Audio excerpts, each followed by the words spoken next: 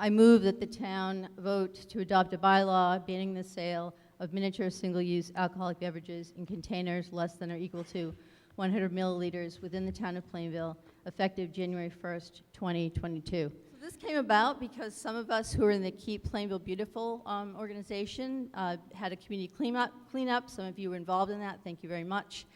The week of April vacation, and over that time, we actually ran a competition with South Liquor Mart, thank you, to redeem nip bottles.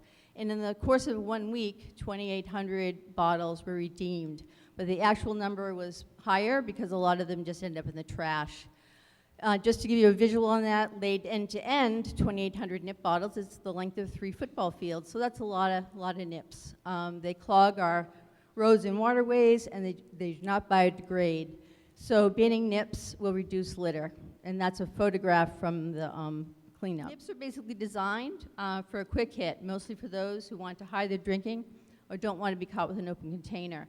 So it's drink, dump, and drive, which is dangerous to children playing in the nearby neighborhoods, as well as the drinking and driving problem. So banning nips would curtail that in Plainville. Many nips now come in kid-friendly flavors, like root beer or other fruit flavors.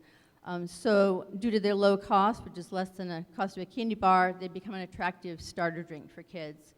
So it would be similar to what we've already done, which is ban vaping products and increase the age to buy tobacco to 21. So banning nips will protect our children. So just to kind of put it in perspective, this is a relatively new initiative for some towns. Chelsea was the first city to ban it in 2018, and they have seen a significant reduction not only in litter, but police and ambulance, alcohol-related police and ambulance responses. Falmouth and Mashpee are 2 Cape towns that have already passed this. In Falmouth, they actually collected litter for a whole year and cataloged it, and about 30% of the trash was nip bottles. Several other communities are also considering it. And I think people say, well, we'll just wait till the state bans it.